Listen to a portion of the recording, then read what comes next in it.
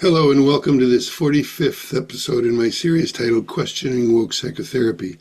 For those of you visiting my channel for the first time, my name is Michael Dwan Herrick. I'm a psychotherapist and a life coach in private practice in London. In this video, I'll talk about developmental diversity. This is one of the many and arguably more important forms of human diversity that critical social justice fails to include in its account of diversity. It seems that the common and automatic assumption for most people is that diversity is worthy of our attention only when it's in the context of social justice. When privilege or discrimination can be identified based on some way that people are different, then we're interested and we're concerned. That's the assumption of critical social justice. When I taught a course on diversity to psychotherapy students working toward their qualifications, I began each term with a simpler and more inclusive definition. I said that we were going to study human differences. This meant any way that people are different and that may be consequential for therapy. In other words, diversity includes whatever is different about people that may be useful for therapists to know, including, but not exclusive, to differences with social justice implications. One of those differences is the way we develop. For my purposes in this video, there are two primary values for having some understanding of development. First is the perspective or lens that it provides for therapists to know their clients at a deep level and thereby be in a better position to be of service to them. The other value is the perspective it can give us when thinking about critical social justice and the so-called anti-woke reaction to it. Considered from a developmental frame, that clash of ideas can begin to make more sense. My aim is to provide a framework for you to think about these things in ways that are more likely to lead to reconciliation and integration rather than zero-sum conflicts, resulting in winners and losers. As I believe we're all ultimately in this human thing together, everyone loses when only some win. Ostensibly, this is consistent with the roots of critical social justice values, as well as those who oppose it, exceptions on both sides acknowledged. As it's beyond my ability to convey what I want to say in a handful of sound bites, I encourage you to be patient and stick with me. It's going to take some time to build up my argument one piece at a time. Only by putting the pieces together later will the value be fully recognized. Coincidentally, if not inevitably, this is consistent with the way development happens. The whole becomes greater than the sum of its parts. The field of developmental studies is vast. In addition to how individuals are diverse in their development, there are diverse theories about development. Development doesn't happen in one monolithic way. There are different lines of development, such as physical, cognitive, affective, social, or interpersonal, needs, moral reasoning, self or ego, spirituality, and so forth. Each of these have diverse ways of being understood. So there are two things I'm not going to do in this video. I'm not going to do a survey of this vast body of work, nor am I going to focus on a single model of development. What I'm going to do instead is identify some key principles of development wherever it's found. I find these principles useful toward a general understanding. I will save mention of what I consider the most essential principle for the end. So please stick around for that. So I propose the following principles of development. The first, development usually unfolds in a gradual, incremental way rather than by an abrupt radical shift to a new stage. Each successive stage is more complex and inclusive than the last. More complex and inclusive doesn't necessarily mean better.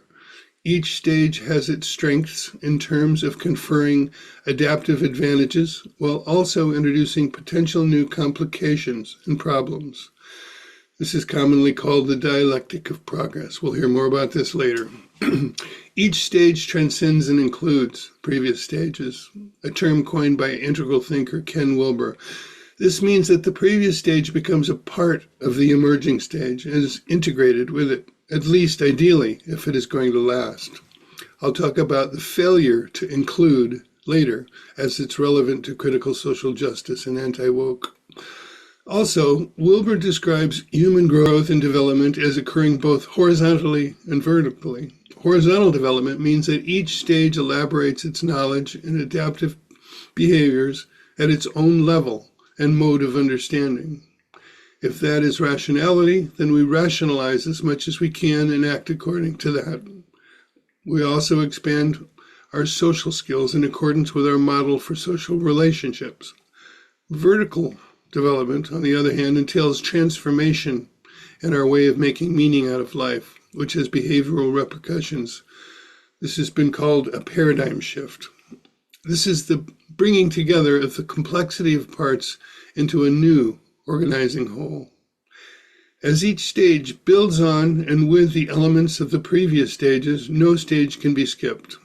That would be like leaping from letters to sentences and skipping over words. A consequence of vertical development in the process of transcending and including is that development is hierarchical. There have been common objections to this, particularly from critical social justice. If hierarchy is only an assertion of better or worse and entails the exertion of oppressive power, the objection should be taken seriously. However, this only happens to what has been called pathological hierarchies. There are healthy hierarchies. It can be useful to consider hierarchies that almost no one would think are problematic and are most likely felt to be necessary. For instance, for biological organisms, let's start with atoms and build up. Atoms, molecules, cells, tissues, organs, organ systems, organism. And for social animals, the individual is situated in a social matrix that's part of sustaining its life. If any one of these stages rejected previous stages, an organism would die. Organs can't productively argue with the tissues and cells that make it up. What about language? Let's start with letters and phonemes, then words and syllables, then sentences, paragraphs, speeches, essays, books, etc. Each development is built with the elements of what came before. Language would fall apart if any earlier part was eliminated. We would lose the ability to communicate with each other, except in gestures and pre-linguistic vocal sounds, which were also undoubtedly the product of development arising from more primitive, less complex communicative strategies. We could similarly consider music or cooking or auto mechanics. Each involves an incremental buildup of knowledge and skills, not just additive, but hierarchically organized. It can be more difficult to see that our very way of perceiving, thinking, and behaving proceeds in the same way, because it's hard to see because it's less obvious to our awareness. But this brings me to a couple further principles of development articulated by Robert Kagan. His focus is on the development of the self, as presented in his book titled The Evolving Self, Problem and Process in Human Development. Here's a quote from this book, which encapsulates the principle, and then I'll unpack it. Here it goes. Quote, "The subject of one stage of development becomes the object of the subject of the next stage." Here, the subject is what is identified and fused with, or what we are embedded in. It is metaphorically the lens through which we look, but which we cannot itself see. Object refers to the things that we look at or are aware of and reflect upon, take control and responsibility for. When the subject becomes the object of the next subject, what was implicit becomes explicit. We see it. And because we can see it, we can interrogate it. We can have more conscious control over it. We can modify or constrain it as it suits the emergent subject. This will make more sense with an abbreviated description of Kegan's stages of development that includes a description of the subject and object in each stage of the development of self. Because I will later apply Kegan's ideas to clinical social justice and anti-woke, it will be useful to give this brief description. To save time, I will jump past the earliest stage and start with what Kegan calls the impulsive stage. Rather than give ages when each stage tends to emerge, I'll simply say they start in infancy and unfold as we approach adulthood, continuing potentially throughout life. By the way, if you like this video, please give it a like, subscribe, click the bell for notifications, leave me a comment, share it with a friend. I'm trying to grow this channel, and your help would be greatly appreciated. Thanks a lot. Okay, back to business. First stage, impulsive mind. Here we're subject to our impulses and perceptions. Behavior is driven impulsively by our immediate desires. The object is the sensory world, externally, and internally it's our reflexes. Previously, we were subject to our reflexes, fused with them, no control, moving about in random ways like infants. And at the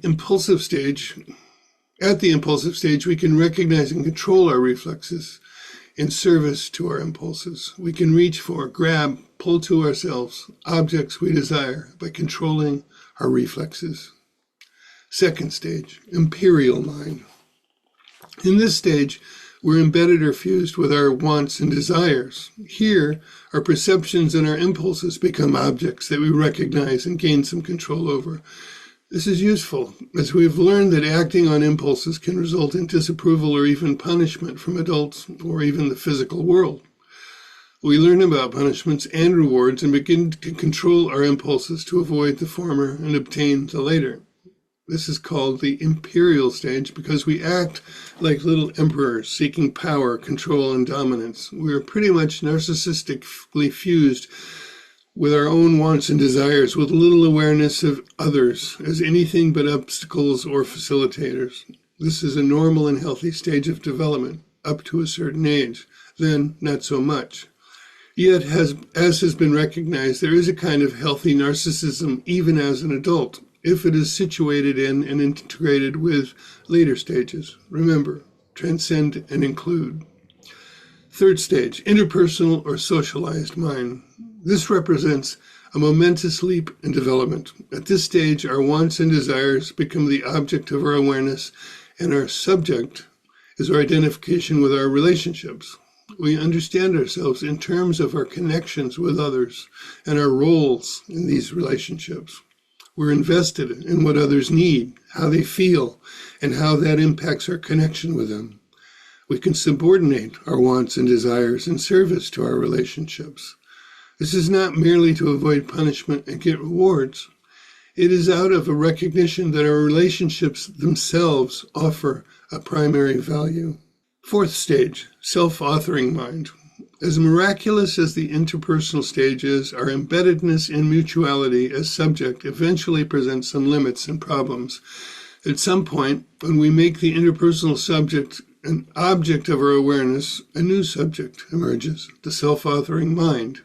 We start to think it for ourselves and gain the freedom to act beyond the dictates and rules of social expectations. We become the author of our own values and priorities. This is not a regression to the imperial stage, although sometimes the imperial stage masquerades as the self-authoring stage. We continue to value relationships. We care about the needs of others, but we're not enslaved by a blind conformity. We're not trapped by codependence. Stage 5, self-transforming mind. This is Keegan's final stage. While he suggests that as few as 10 to 15% of people reach the self-authoring stage, even fewer attain the self-transforming stage. At this stage, we can make our own self-authoring constructs, our individual identity, our ideology, our painstakingly self-assembled personal philosophy, an object of our awareness. Until then, we're embedded in it. But now we see a dialectic between ideologies. We recognize vast complexity and have a humbler subjectivity. We're open to further transformations in who we are and what we think, and a fuller recognition of our interdependent relationship with and penetration by the entire world around us. This has been the briefest description I can offer without leaving out anything essential. But rather than get stuck on these particular stages of self-development, I want to draw attention to the basic process and principles of how development happens. Each stage gains awareness of what came before and utilizes what came before while also limiting it in service to something more complex and inclusive. This new stage confers additional advantages, even while introducing its own, as yet, unrecognized limitations and hazards.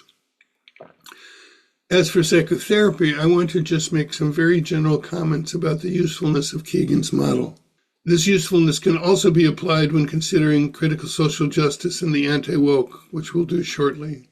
Perhaps you can imagine how knowing a client's developmental center of gravity can provide a useful lens for therapy. I say center of gravity because we tend to be most often oriented within one stage, while also sometimes regressing to earlier stages or getting glimpses of stages yet to come.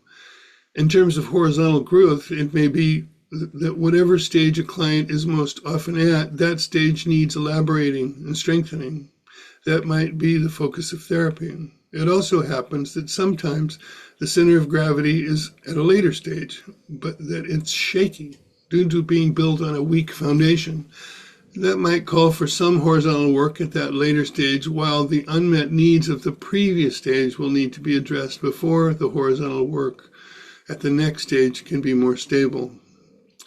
It also happens that a client can be stuck at a well-developed stage, but is experiencing its hazards and limitations. Horizontal development is sufficient at the current stage, but the client may need support toward vertical development.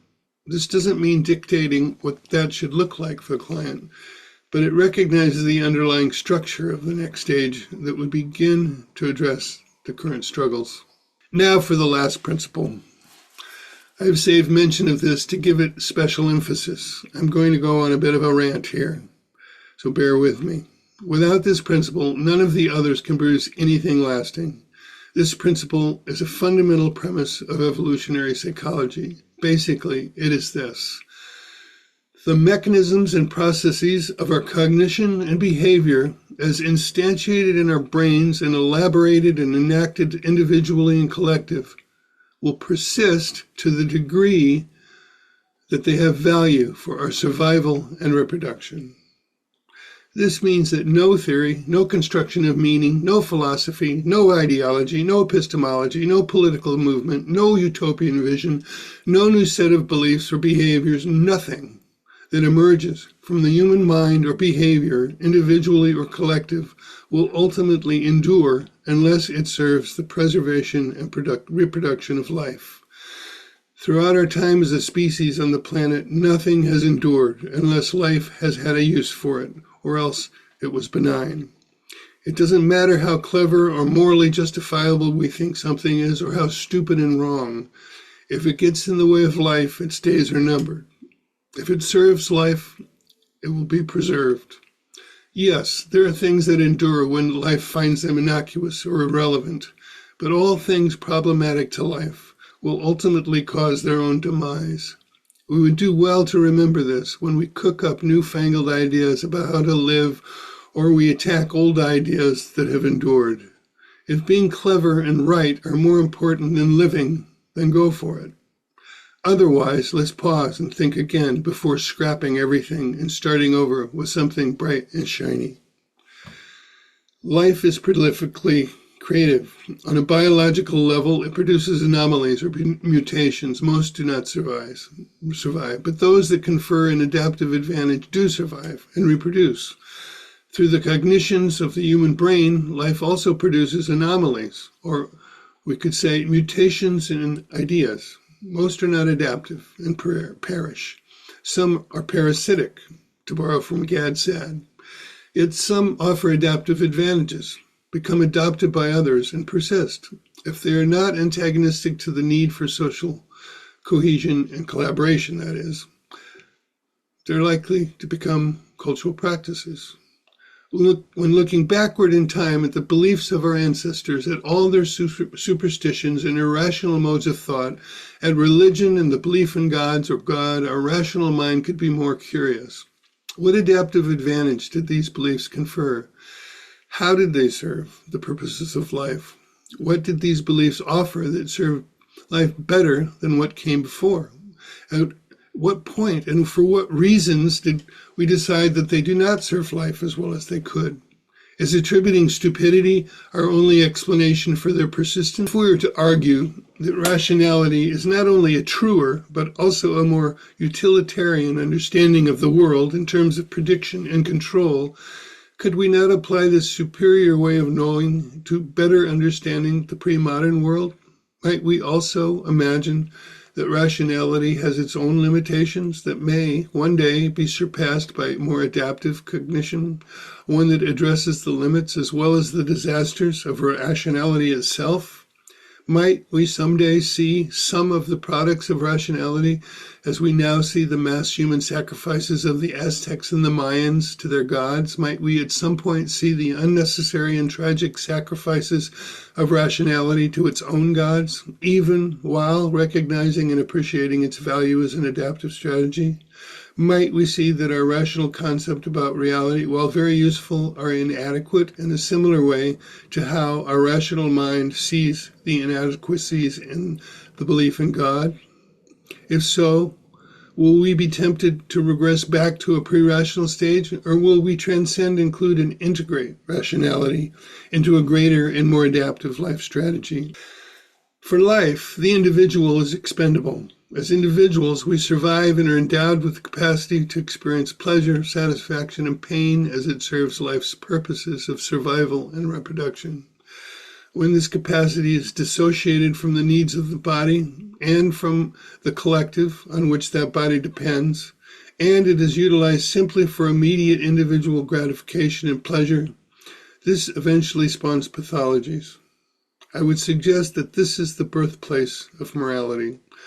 Our capacity to do this, to dissociate like this anyway, may be the incidental consequence of our more complex cognitive capacities, which persisted to serve other adaptive needs. Yet, the adaptive advantage can be hijacked for different purposes. Again, a dialectic of progress.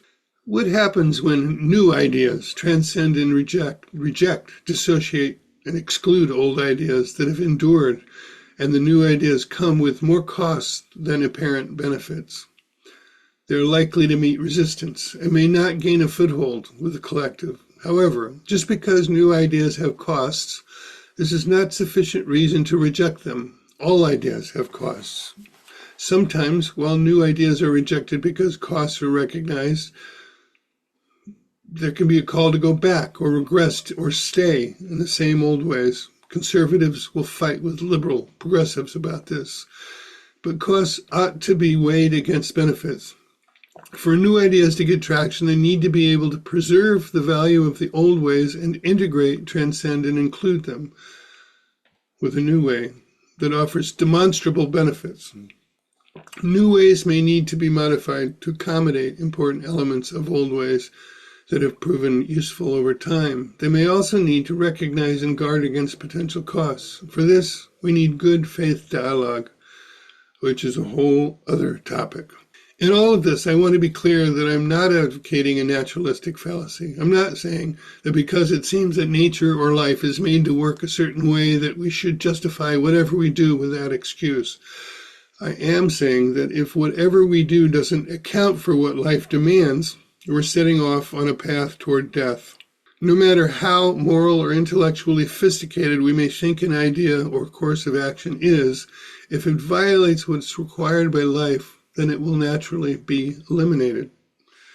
From the point of view of our fantasies about absolute freedom, our longing for personal glory, and the realization of utopian visions, life can appear as an inescapable prison. At the same time, as we look out into the vast universe and see no other life, there must be something wrong with us if we don't recognize life as the most miraculous and precious thing there is. Maybe life tricks us into thinking this. I don't know. But even if it does, it has also allowed us to doubt it. I choose to regard life as sacred, miraculous, and worth preserving, even if it is also a prison.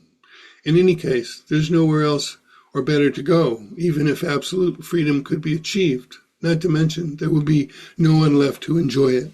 Before moving on to talk about woke from a developmental perspective, I want to give a nod to just a few of the many other developmental models that the human sciences have contributed to our understanding of ourselves. For instance, Jean Piaget's model of cognitive development.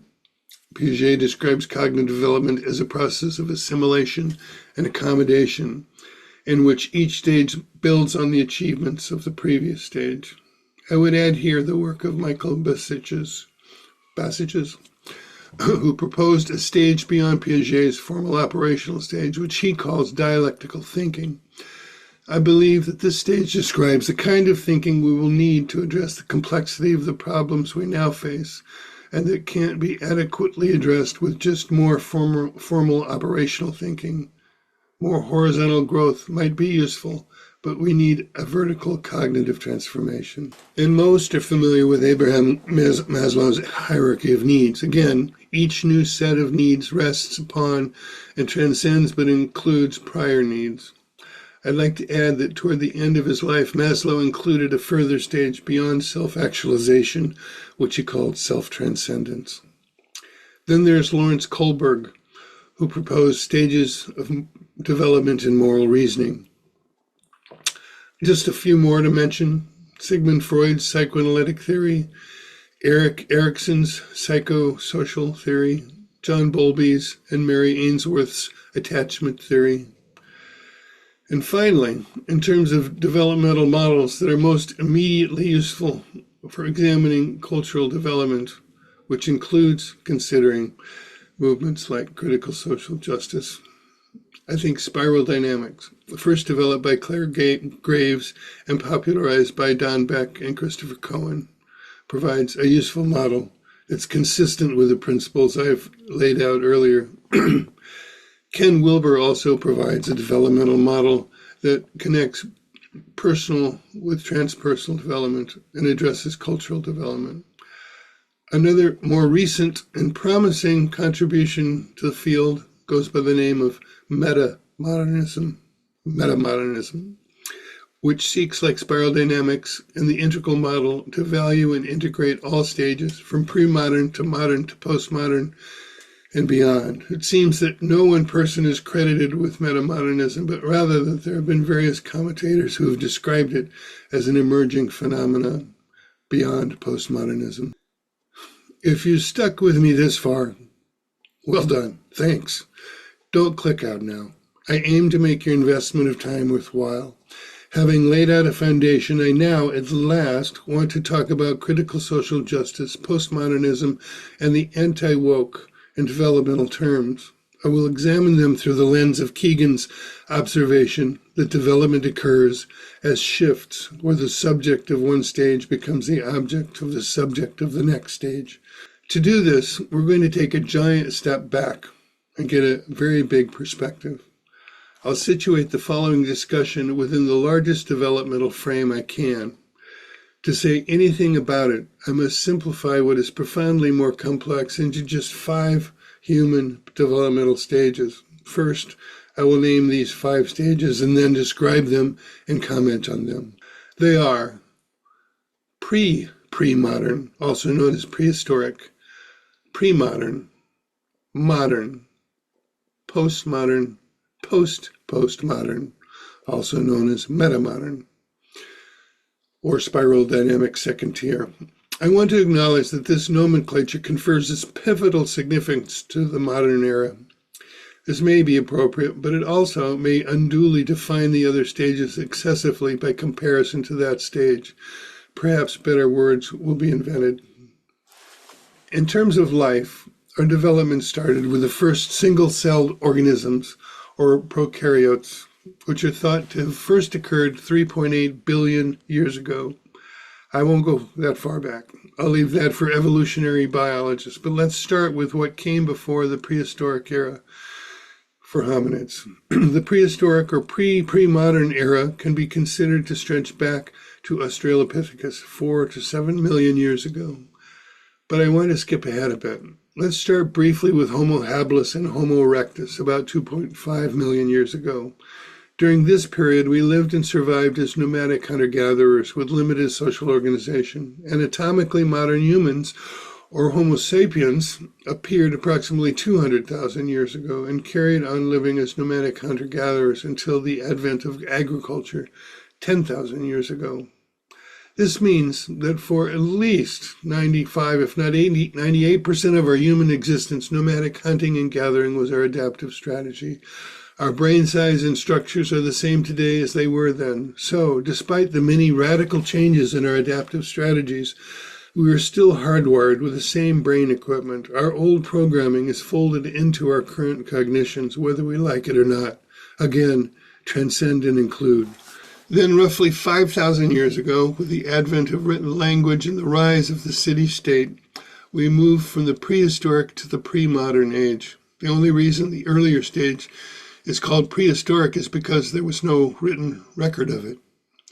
In terms of subject and object, we can speculate that the move from the prehistoric to the pre-modern age entailed a shift from embeddedness in ancient modes of knowing the world and simple social organization to a reevaluation of those modes and life ways, and a new subject, more adequate to the growing early city-states and civilization made possible with agricultural surplus and the usefulness of a written language. There was a need for more elaborate shared narrative, as well as more elaborated and coordinated social roles. Stories, ideas, rules, and agreements could be codified, with the social world becoming more of an object of awareness rather than an instinctual behavior. It could be elaborated upon and refined in service to a newfound strategy for life. Within the pre-modern era, there was another shift, first named the Axial Age by philosopher Karl Jaspers. Approximately 25 to 2,800 years ago, across multiple cultures, new ideas began to emerge. From Greek philosophers to Buddhism in India, to Confucianism and Taoism in China, to the roots of Judeo-Christianity in the Near East and the region of Mesopotamia, people began questioning the traditions that had so far been developed in the emerging city-states at the beginning of civilization. While the early pre-modern era questioned the long-standing lifeways of prehistory and created new traditions for coping with the increasing complexity of human life, the Axial Age subsequently questioned those traditions and created their own new ways of understanding and living life. Among the new ways of making meaning, the Axial Age moved away from polytheistic animism and toward monotheistic religions, starting with Zoroastrianism. With the expansion of the city-state, greater numbers of people could be brought together with a simpler, singular narrative about the divine. This also provided new reflections on ethical and moral development, social and political reform, and individual spiritual and psychological development. These then also became different traditions within the pre-modern era. As I just alluded to, a particularly important element of the pre-modern age across all cultures, especially early on, and including prehistoric time, was the widespread belief in animism. This is the belief that nature is inhabited by spirits or gods that can be appealed to for protection and good fortune. Although no one can know for sure, it is likely that our prehistoric ancestors were more embedded in nature and simply did what was most obvious to instinctual life. However, it's thought that even at this stage there were proto-religious beliefs. When nature becomes an object of awareness, then we are likely to imagine more creative ways for predicting and controlling it. If we animate it with spirits that share human feelings and intentions, we can imagine this offers us a strategy for managing it. While from a rational perspective this may seem a fallacious idea, it nevertheless would have provided a shared worldview and a set of rituals and ceremonies that would serve the purpose of social cohesion and cooperation. This reminds me of the explanation given for why the male peacock has such ostentatious plumage, despite the fact that this makes it more visible to predators. The theory is that this cost is offset by the advantage conferred via being more likely to be selected by females for mating. This is an example of the individual being expendable in the equation of life. Perhaps the costs of animism in terms of energy expended ineffectually to control nature are offset by the advantages it confers towards social cohesion and cooperation. The same for monotheistic religion. Life doesn't care if it makes any sense to rationality, only if it works. Between the 14th and 17th centuries came the next major shift, which is into the modern age, the age of science and rationality. The superstitions of so-called primitive people were increasingly seen as a kind of delusion, along with the religious beliefs of the axial age. Animism, theology, astrology, and anything else not physically quantifiable was subject to great skepticism. This new subjectivity proposed a more effective means for predicting and controlling the phenomenal world, rationality, and the scientific method. This led to an explosion of technological advancements. Eventually, there was the Industrial Revolution and Enlightenment ideals giving rise to liberal democracies and the idea of universal human rights. There was the harnessing of electricity and great advancements in medicine, communication, and transportation. The early objections to this progress came from what we call the Romantic movement. In essence, there was a concern that we had thrown out a baby in the bathwater of the pre-modern. In our newfound power over nature, we had lost our connection with it. Our new world had tragically become disenchanted. The divine spirit in things was being lost as modernity transcended and excluded a profoundly meaningful element of the human experience that stretches back in time to the earliest part of prehistory and had become a permanent part of our hardwiring, to put it in rational terms. I want to pause here and acknowledge something, something important.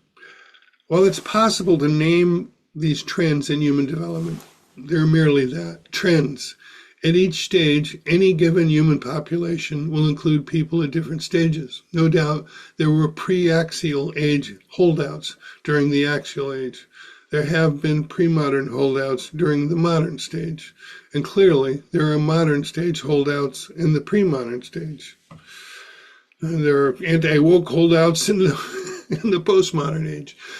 Not only this, but as individuals, we oscillate between stages or attempt to hold more than one stage at the same time, despite cognitive dissonance.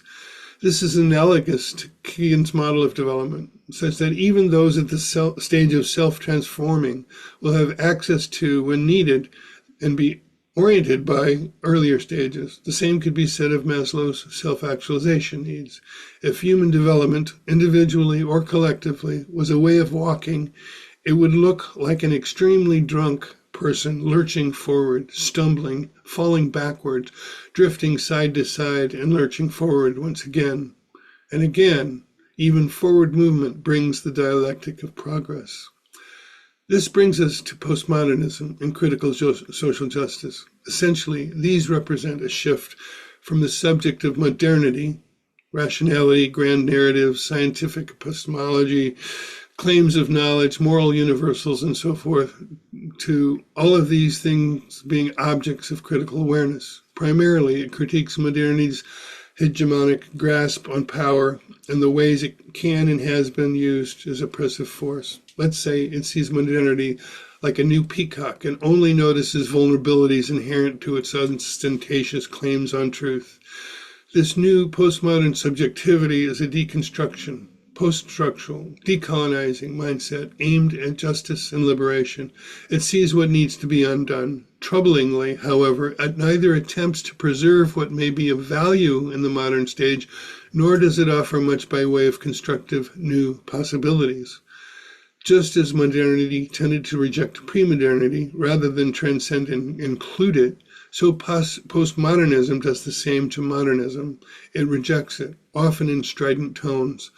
Although in the name of multiculturalism, critical social justice, and postmodernism seem keen on selectively honoring and preserving non-Western pre-modern cultural beliefs and customs, it hasn't the same appreciation or sympathy for the Western culture, whether pre-modern or modern. So if you're following my logic, I hope you'll recognize that postmodernism follows the same pattern of development that has preceded it. Therefore, potentially, it contributes a very valuable perspective. In making modernity an object of awareness, it allows us to critique modernity. This can help us recognize its limits, costs, and potential hazards, which are inherent with every stage. Postmodernism, as yet another stage of development, is not exempt from the dialectic of progress. In fact, given that the potential hazards of each successive stage become more consequential, the excesses of postmodernism could wreak devastating consequences. But if postmodernism is not just a useless mutant idea or mind parasite, maybe we can use it. In order to figure this out, we need to do some careful thinking. Postmodernity is challenged primarily from three directions: from pre-modernity, modernity, and post or meta modernity.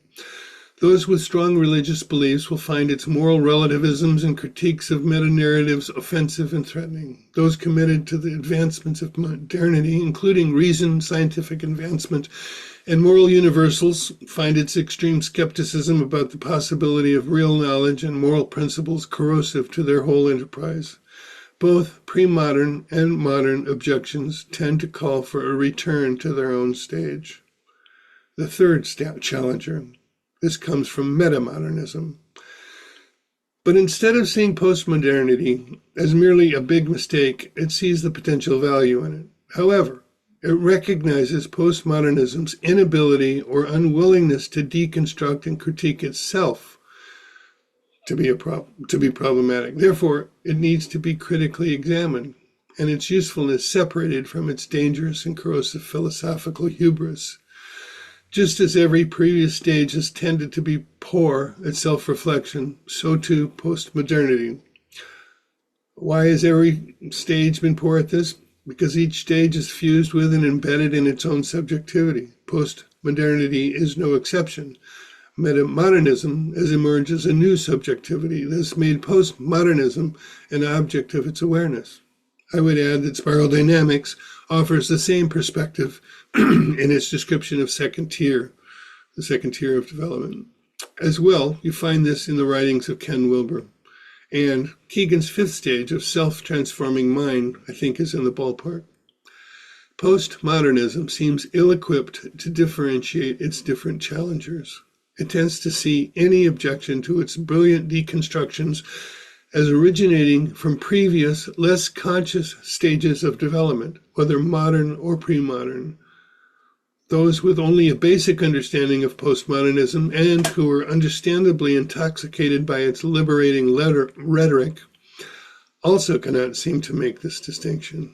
If a person asserts any value in either a pre-modern or a modern orientation to life, or questions the pronouncements of critical social justice in postmodernism, then they are likely to be accused of some or other ism or phobic or be deplorable. They need to get woke, do the work, adopt critical social justice ideology, and become an ally to the cause. It's literally inconceivable for ardent postmodernists that any criticism could come from more conscious source. Like spiral dynamics, particularly at the second tier, metamodernism seeks to recognize and preserve the value of each stage, while also providing a critique of the limits and hazards or shadows of each one. The aim is integration. This includes modernity and pre-modernity. For instance, meta-modernism will have some appreciation and agreement with Romanticism's objection to modernity, but not get stuck there. It also wants to recognize, appreciate, and defend modernity, but not get stuck there either, thus the value of postmodernity. But because it doesn't want to get stuck there either, it's proposing its own model of a transformed consciousness that integrates all of these stages. Although it's too early to know how it will manifest, we can predict that the dialectic of progress will not make an exception and pass metamodernism by. It will have its own limits and hazards. I speculate that it may get bogged down in irony, multi-perspectivism, ambiguity, and general complexity, caught in analysis paralysis. It may be slow to making decisions and acting soon enough to suit life's timetable. I'm going to make a wild prediction and say that the stage beyond Meta Modernism will somehow involve transhumanism. We will need technologically enhanced cognitive abilities to handle the complexity, which may come in the form of brain implants and/or externalized AI. Talk about the motherlode of potential hazards in the dialectic of progress, but only speculation. I want to end with this one final thought, which is this. In the absence of a consideration of what serves or thwarts the preservation and perpetuation of life, all arguments and their outcomes could only accidentally succeed in favor of life. Such arguments, however settled, are extremely likely to fail. By outcomes, I mean primarily shared understandings, technology, and social organization. Outside of a consideration for life, our arguments will matter as much as how many angels can dance on the head of a pin. They are irrelevant distractions that we engage in mindlessly while marching earnestly over the edge of a cliff that we might otherwise avoid. Well, that's it. Until next time, take care of yourself and each other, and I hope you will join me for my next video. Bye for now.